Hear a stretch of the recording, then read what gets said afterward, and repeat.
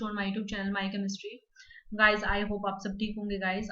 हम क्या कर रहे थे, अपना सीरीज कर रहे थे हम अपनी, ठीक है गाइस। तो एनसीईआरटी का चैप्टर कर रहे थे हम, chapter number first 11th class के लिए, ठीक है गाइस। तो इससे पहले मैंने इंट्रोडक्टरी पार्ट कराया आपको कि जो एशियंट केमिस्ट्री है आपको उसके बारे में आपको बताया, डीपली बताया आपको। अगर गाइस आपने वो लेक्चर नहीं देखा हो तो आप मेरा लेक्चर देख सकते हो। ये 11th क्लास की केमिस्ट्री की पोर्शन हम कवर अप कर रहे हैं guys with the help of NCERT से हम हर एक पॉइंट को क्लियरली समझ रहे हैं गाइस।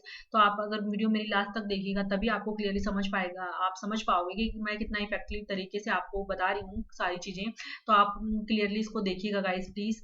आगे देखिए गाइस, आगे देखिए, हमने इसके फर्स्ट और सेकंड पेज कर लिए थे, कवर अप कर लिए थे। अगर आपने वो मेरी वीडियो नहीं देखी हो तो आप मेरे प्लेलिस्ट में जाकर उस वीडियो को आप गाइस आप देख सकते हो, ठीक है। आज हमने स्टार्ट करना है अपने पेज नंबर 2 से। हम इसमें आज इंट्रोडक्टरी पार्ट करेंगे, इसका इंट्रोडक्टरी पार्ट कंप्लीट कर लेंगे इस चैप्टर का, और उसके बाद हम इसमें आगे जो आने वाले हैं वो हम इसका क्या करेंगे गाइस, स्टडी करेंगे, ठीक है गाइस। तो मैंने पहले 2 पेज आपको करवा चुकी हूँ मैं इससे, आगे थर्ड पेज से स्टार्ट करते हैं हम, ठीक है। तो हमने इसका एशियन हिस्ट्री पढ़ रहे थे हम, किसकी, केमिस्ट्री की पढ़ रहे थे गाइस। तो उसमें हम पढ़ रहे थे कि कितने कितने डिफरेंट साइंटिस्ट ने कितने कितने रोल प्ले किए हमारी केमिस्ट्री को, मतलब केमिस्ट्री को डेवलप करने के लिए। और पीछे भी बहुत सारे ऐसे साइंटिस्ट हुए हैं जिन्होंने केमिस्ट्री का जो यूज करते थे, ठीक है गाइस। तो उसी को हम आज कंटिन्यू करेंगे। आगे देखो, इन नंबर ऑफ क्लासिकल टेक्स्ट हैं, जो क्लासिकल टेक्सेस हैं, मतलब क्लासिकल ऐसे टेक्स्ट मिले हैं जिसमें क्या हुआ है, अथर्ववेद जैसे हमारा अथर्ववेद हो गया, जो किसमें कब लिखा गया है बच्चे, 1000 बीसीई, ठीक।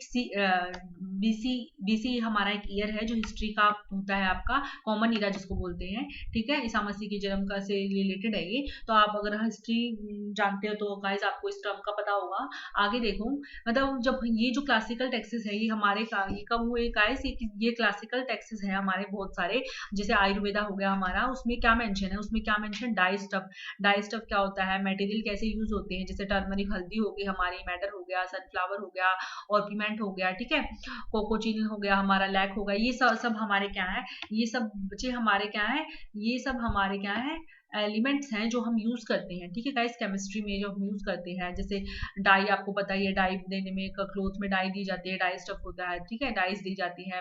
टर्मरिक भी हम यूज करते हैं, मेडिसिनल भी इसकी बहुत सारी प्रॉपर्टीज हैं, ठीक है गाइस। सम अदर सब्सटेंस, कुछ एक और भी सब्सटेंस है जो क्या है, टिनिटी प्रॉपर्टी शो करते हैं गाइस। अगर आपको ये प्रॉपर्टी नहीं पता हो तो मेरा प्रीवियस लेक्चर जरूर देखिएगा, उसमें मैंने इस प्रॉपर्टी को अच्छे से एक्सप्लेन किया है, इसका मतलब मैंने वहां पे पूरा क्लियरली आपको बताया गया है। वेयर कंपलिका और क्या है, पतंगा और जुटका, जतुका, ये 3 चीज है जो ये प्रॉपर्टी क्या करती है बच्चे, शो करती है। टर्निंग प्रॉपर्टी होती है, कलरेशन प्रॉपर्टी, कलर से रिलेटेड होती है, ठीक है। तो आप वहां से पढ़ लीजिएगा, ठीक है। आगे देखो, व्राष्मी बृहत संहिता में क्या लिखा गया है, व्राष्मी बृहत संहिता में लिखा गया है, गिव रेफरेंस, उन्होंने रेफरेंस दिया है किसका, परफ्यूम्स का और कॉस्मेटिक का।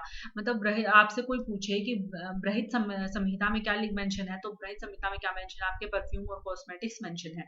आगे देखो, रेसिपी, किसकी रेसिपीज गाइस, हेयर ड्राइंग की, हेयर को कैसे ड्राइंग किया जाता है, वर मेड फ्रॉम प्लांट, कैसे प्लांट से हेयर ड्राइंग की रेसिपी बनाई जाती है, लाइक इंडिगो, ठीक है, इंडिगो, ठीक है, मिनरल्स लाइक आयरन पाउडर हो गया आपका, आयरन, ब्लैक आयरन हो गया, स्टील हो गया, एसिड एक्सट्रैक्ट हो गया, और सम सोर्स राइस ग्रुसेल, ठीक है। तो सम सोर्स राइस ग्रुसेल, ये सारे किसमें मेंशन है बच्चे आपके, ये रेसिपीज हमारी मेंशंस हैं, ठीक है। वृहत संहिता में भी ये रेसिपी हमारी क्या है, मेंशन है, ठीक है।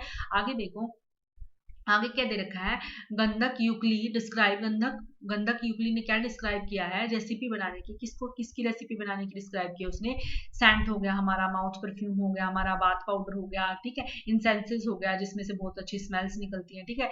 और क्या हो गया, टेल्कम पाउडर हो गया, टेल्कम पाउडर हैज ए, आप इसको यूज कर सकते हो, बेबी पाउडर जिसको बोलते हैं, ठीक है। तो इसमें ये सारे हमारे क्या, ये सारे रेसिपीज किसने डिस्क्राइब किए बच्चे, गंधक यूक्ली ने डिस्क्राइब किए गाइस। आगे देखो, paper was known in India, paper कब जाना गया भारत में, 17th सेंचुरी में आया था, ठीक है। और ये चाइनीज ट्रैवल लेकर आए थे, चाइनीज जो ट्रैवलर थे उन्होंने पेपर भारत में लाए, मतलब उन्होंने अकाउंट किया था इसका। आगे देखो, आगे क्या दे रखा है, एक्सकेवेशंस ऑफ एट तक्षशिला, मतलब तक्षशिला आपने बहुत सुनी होगी, चाणक्य के काल में होती थी तक्षशिला, ठीक है। तक्षशिला इंडिकेट, उसमें क्या इंडिकेट है, दैट इंक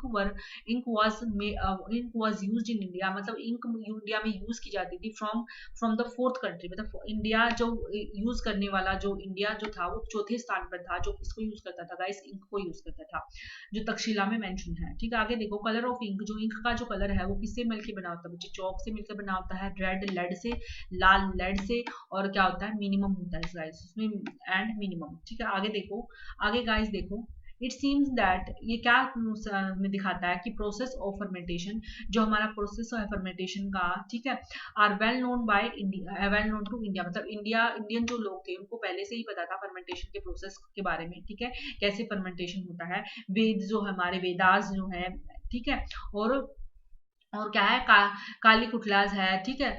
ये अर्थशास्त्र जो है, काली कुटलाज अर्थशास्त्र जो है, हमारे वेद जो है, अर्थशास्त्र वेद जो है, उसमें मेंशन है बहुत सारी टाइप ऑफ लिक्विड्स के बारे में लिखे, और मतलब लिक्विड्स के बारे में मेंशन है, ठीक है। चरक संहिता में क्या मेंशन है, चरक संहिता में मेंशन है हमारा इंटीग्रेंट्स कौन कौन से, हमारे बार्क ऑफ प्लांट, ठीक है, स्टेम हो गया, फ्लावर हो गया, लीव हो गया, वुड्स हो गया, क्रियल्स हो गया, फ्रूट हो गया, शुगर केन हो गया, ये क्या मेकिंग अश्वास, मतलब ये सारे क्या है, अश्वास जो आपका आवास जो होता है, उसके लिए ये सारी चीजें यूज होते हैं। ये कहाँ मेंशन है गाइस, चरक संहिता में मेंशन है।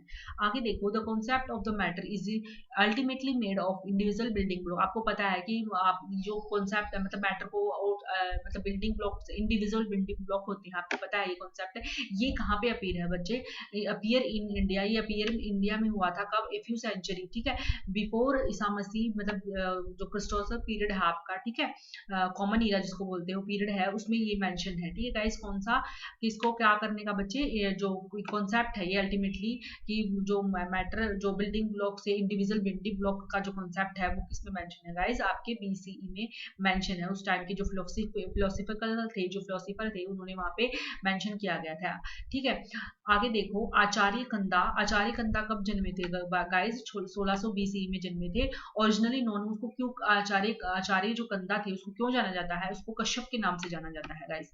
आचार्य जो कंदा थे उसको कश्यप के नाम से जाना जाता है, और वो 1600 मतलब 600 बीसीई में जो पैदा बोर्न हुए थे, और वो क्या थे, वो फर्स्ट प्रोपोनेंट थे किसके, of atomic theory. Atomic theory का पूछा जाए आपसे, एटॉमिक थ्योरी के फर्स्ट प्रोपोनेंट कौन थे, तो फर्स्ट प्रोपोनेंट कौन थे गाइस, कश्यप थे, जिसको आचार्य गंदा के नाम से जाना जाता था। आगे देखो, ही फॉर्मुलेटेड, उसने क्या फॉर्मुलेट किया, the theory of very small individual particle, बहुत ही छोटे इंडिविजुअल पार्टिकल की थ्योरी उन्होंने क्या की, प्रपोज्ड की, जिसको क्या कहता था, एटॉमिक थ्योरी कहा गया था। और एटॉमिक को किसके साथ कंपेयर किया गया था बच्चे, एटम के साथ कंपेयर किया था, जिसको एटॉमिक को उसने क्या नाम दिया था, मतलब कश्यप ने नाम दिया था उसको, क्या, परमाणु, ठीक है। परमाणु नाम किसने दिया था गाइस, कश्यप ने उनको नाम दिया था एटम को, ठीक है।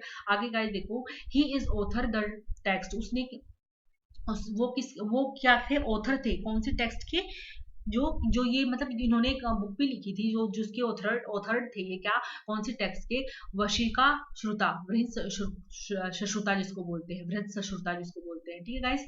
तो उसके क्या थे ये बच्चे, ऑथर थे। अकॉर्डिंग टू हुम, इसके अकॉर्डिंग क्या थे, all substance are aggregated from small, मतलब जितने भी सब्सटेंस है वो एग्रीगेट मतलब इकट्ठे होकर एक स्मॉल यूनिट से मिलके बने हैं, और जिस स्मॉल यूनिट को उन्होंने नाम दिया था परमाणु, ठीक है। विच इज इटरनल, ठीक है, इंडिस्ट्रक्शेबल, मतलब उनको तोड़ा भी नहीं जा सकता। स्फेरिकल, जो क्या है, स्फेरिकल है परमाणु, क्या है, स्फेरिकल है एटम, स्फेरिकल है। आगे क्या है, सप्रेंशियबल है, and in motion of original state, और क्या है, मोशन में है, ओरिजिनल स्टेट में मोशन में है, ठीक है। तो ये सारी चीजें गाइस किसने एक्सप्लेन की थी, हमारे कश्यप जो हमारे हुए थे आचार्य, उन्होंने ये सारी चीजें हमें बहुत पहले ही बता दी थी।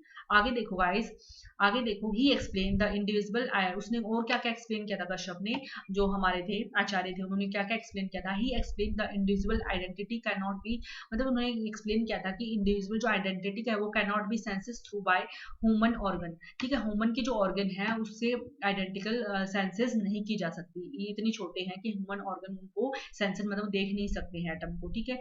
आगे देखो कंदा मतलब आचार्य जो थे added that there is varieties of atom, उन्होंने कहा था बहुत सारी वेराइटीज है एटम की, that are different as different class of substance, इसलिए उनको डिफरेंट क्लास ऑफ डिफरेंट मतलब एटम को डिफरेंट क्लास डिफरेंट बहुत सारी वेराइटीज हैं और उसको डिफरेंट क्लासेस में रखा गया है, ठीक है गाइस। ही सेड दैट उन्होंने क्या कहा, ही सेड दीज, उनको मतलब दीज मतलब एटम्स को परमाणु को उसने कहा कि कुड बी पेयर और ट्रिपलेट, ये एटम किसमें एटम जो है पेयर में भी मतलब एटम के जो अंदर परमाणु के अंदर जो भी वो है वो पेयर में भी रह सकते हैं, ट्रिपलेट में भी रह सकते हैं, among other combination and unseen forces जो हैं, इनके फोर्सेस कैसे हैं गाइस, अनसीन फोर्सेस हैं, ठीक है। तो ये हो सकते हैं गाइस और उनके बीच में अनसीन इंटरेक्शन हो सकती है, अनसीन मतलब कोई भी इंटरेक्शन इनके बीच में हमें दिखाई नहीं देगी, वो अनसीन इंटरेक्शन है। देखो उस टाइम पे भी मतलब कितना साल पुराना है हमारा इतिहास केमिस्ट्री का, आप एनालाइज कर सकते हो इस बात से, उनको उस टाइम पे ही पता चल गया था कि इनकी जो इंटरेक्शन है वो हम सेंसेस के द्वारा नहीं देख सकते हैं। ही कॉन्सेप्चुलाइजेशन, उन्होंने क्या कॉन्सेप्चुलाइजेशन किया, दिस थ्योरी अराउंड, उन्होंने इस थ्योरी को किसके अराउंड कॉन्सेप्चुलाइज, कॉन्सेप्ट मतलब कॉन्सेप्ट के फॉर्म में उन्होंने कब इसको दिया, इस थ्योरी को कब दिया, 2500 साल बिफोर, 2500 साल पहले जॉल डॉल्टन से कितने साल पहले दिया, 2500 साल पहले उसने इस कॉन्सेप्ट को दे दिया था गाइस। अब तो हम इसको मॉडर्न में तो हम इसको यही पढ़ते हैं कि जॉन डॉल्टन ने दिया था, लेकिन आपको अगर हिस्ट्री पता हो तो हिस्ट्री ये है कि ये पहले कश्यप ने ही इसके बारे में बता दिया था, हमें परमाणु के बारे में बता दिया था, एटम के बारे में हमें बता दिया था, एटॉमिक थ्योरी उन्होंने दे दी थी, और उसको 2500 साल बाद जॉन डॉल्टन ने इसको आगे हमारे मॉडर्न थ्योरी में दिया। आगे देखो चरक संहिता में क्या है, चरक संहिता हमारा बहुत ही पुराना आयुर्वेदिक एपिक है इंडिया का, ठीक है, आयुर्वेदिक एपिक है हमारा कौन सा, चरक संहिता। इट डिस्क्राइब, ये क्या डिस्क्राइब करता है, द ट्रीटमेंट ऑफ डिजीज, मतलब डिजीज को ट्रीटमेंट मतलब डिजीज को ट्रीटमेंट करने की जो कला है वो किसमें मेंशन है, चरक संहिता में मेंशन है, ठीक है। उसमें क्या है, द कॉन्सेप्ट ऑफ, उसमें कौन सा कॉन्सेप्ट है, reduction of particle of size of matter is clearly discuss in Charak Samhita. Charak Samhita में क्लियरली मेंशन है कौन सा concept, the concept of reduction of particle, मतलब साइज जो है मैटर का उसका रिडक्शन का जो कॉन्सेप्ट है वो चरक संहिता में मेंशन है। आगे देखो extreme reduction of particle size is term has nano technology, मतलब पार्टिकल साइज जो पार्टिकल का साइज है उसके सबसे एक्सट्रीम रिडक्शन मतलब सबसे छोटे से छोटा पार्ट, मतलब एटम से भी छोटे से छोटा पार्ट जो है उस टेक्नोलॉजी को क्या नाम दिया है, नैनो टेक्नोलॉजी। देखो नैनो टेक्नोलॉजी भी की टर्म भी उस टाइम पे यूज की जाती थी। देखो गाइस कितना कितना हमारा इतिहास कितना आप इमेजिन कर सकते हो कितना विशाल है। आगे देखो चरक संहिता डिस्क्राइब द यूज ऑफ, और चरक संहिता ने क्या डिस्क्राइब किया, किसका यूज बच्चे, भस्म, जिसको भस्मा बोलते हैं, भस्म जिसको भस्म ऑफ मेटल का की भस्म बनाई, और इन द ट्रीटमेंट ऑफ, क्या ट्रीटमेंट के लिए, ट्रीटमेंट ऑफ एलिमेंट्स, ठीक है, एलिमेंट्स उस टाइम पे ट्रीटमेंट, इनके ट्रीटमेंट के लिए उन्होंने क्या बताई, भस्म का यूज किया जो मेटल से बनी, चरक संहिता में भी ये मेंशन है, डिस्क्राइब है। नाउअडेज, आज के दिनों में क्या होता है, it has been prove that, ये प्रूव हो चुका है कि भस्मास जो है ना जो मेटल से बनते हैं वो क्या है, नैनो पार्टिकल ऑफ मैटर के क्या है गाइस, नैनो पार्टिकल हैं, ठीक है। आगे देखो after the decline of alchemy, जो डिक्लाइन मतलब डिक्लाइन हुआ जब एल्केमी का, तो क्या हुआ, क्या हुआ, electrochemistry reaches a steady state, electrochemistry ने क्या रीच कर ली, स्टेडी स्टेट रीच कर, मतलब एक तरह से रुक गई थी। एल्केमी होता है जहाँ पे केमिकल की प्रोडक्शन होते हैं, जो केमिकल की प्रोड्यूस करते हैं जो साइंटिस्ट वगैरह, तो उस टर्मिनोलॉजी के लिए यूज हुआ है, मैंने इसकी प्रीवियस वीडियो में आपको क्लियरली बताया था, आप वहां जाके इसको देख सकते हो गाइस, ठीक है। तो इसमें क्या हुआ, इंट्रोडक्शन जो हुआ तो उससे क्या हुआ, स्टेडी स्टेट आ गई थी, एक तरह से रुक सा गया था, आगे क्या हुआ, but to decline due to, और डिक्लाइन हो गया किसके, due to introduction and parasite of western medicinal system, parasite of western medicinal system 20वीं सेंचुरी, मतलब 20वीं सदी में वेस्टर्न मेडिकल आ गई थी, तो उसके कारण ये जो प्रोसेस है ये हमारा क्या हो गया था बच्चे, रुक गया था एक तरह से। आगे क्या हुआ इस पीरियड के बाद, मतलब 20वीं सदी के बाद, during this period of stagnation, मतलब इस पीरियड के रुकाव के बाद फार्मास्यूटिकल इंडस्ट्रीज आई, वो किस पे बेस्ड थी बच्चे, आयुर्वेदा पे बेस्ड थी, कंटिन्यू टू एग्जिस्ट, हमारा आयुर्वेद दोबारा एग्जिस्टेंस में आया, ठीक है, but it is to decline gradually, लेकिन ये अचानक से ही दोबारा फिर गिर गया, क्यों, क्योंकि इट टुक अबाउट, उसने क्या किया, 150 से लेके 500 साल ऑफ इंडियन टू लर्न, मतलब इंडियन को लर्न करने के लिए कितने दिन लगे बच्चे, 100 से लेके 150 साल लगे इंडियन को उसको समझने के लिए, and the adopt new techniques, और न्यू टेक्निक को अडॉप्ट करने के लिए उनको क्या लगे, 100 से 150 साल लगे इंडियन को। आगे देखो, ड्यूरिंग दिस टाइम, इस टाइम के दौरान फॉरिजन प्रोड्यूस, जो फॉरिजन जो लोग थे उन्होंने क्या किया, प्रोडक्ट्स अपना पोर कर दिए, मतलब अपने प्रोडक्ट देने शुरू कर दिए। एज अ रिजल्ट, इसके कारण क्या हुआ, इंडी इंडिजीनियस ट्रेडिशनल जो टेक्निक्स थी वो ग्रेजुअली डिक्लाइन हो गई और मॉडर्न साइंस हमारी अपीयर हो गई।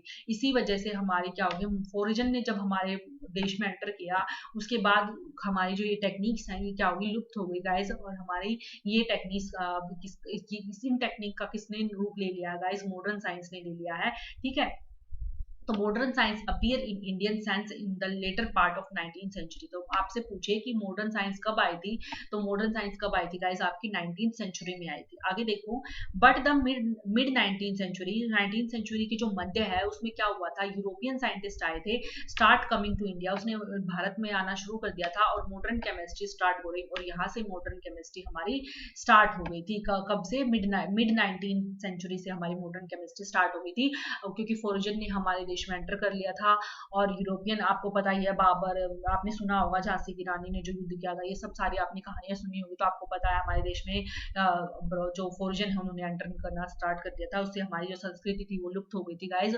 और अब वो किस में चेंज हो गई गाइज, मॉडर्न केमिस्ट्री में चेंज हो गई है गाइज। आगे देखो, फ्रॉम द अबाउट डिस्कशन, ये ऊपर वाले डिस्कशन से हमें क्या पता चला, we have learn that chemistry deal with the composition. Chemistry किससे डील करती है गाइज, कंपोजिशन से डील करती है, स्ट्रक्चर से डील करती है, प्रॉपर्टी से डील करती है। और ये सब प्रॉपर्टी, कंपोजिशन, स्ट्रक्चर किसके होते हैं बच्चे, इंटरेक्शन ऑफ मैटर के होते हैं। मैटर के इंटरेक्शन से की जो ये है, ये केमिस्ट्री इन सब से क्या करती है गाइस, डील करते हैं। केमिस्ट्री कंपोजिशन, स्ट्रक्चर, प्रॉपर्टी और मैटर की, मतलब इन और इंटरेक्शन ऑफ मैटर से डील करती है गाइस। ठीक है, and is so much use to human beings in our daily life, और ह्यूमन बींग के द्वारा केमिस्ट्री डेली लाइफ में यूज की जाती है। आप यू कांट इमेजिन, आप इमेजिन नहीं कर सकते कि केमिस्ट्री, आपकी जिंदगी की शुरुआत ही केमिस्ट्री से होती है, मतलब आप जिंदगी की इमेजिन नहीं कर सकते विदाउट हेल्प ऑफ केमिस्ट्री। ठीक है, तो आपकी जिंदगी ही केमिस्ट्री से स्टार्ट होती है गाइस।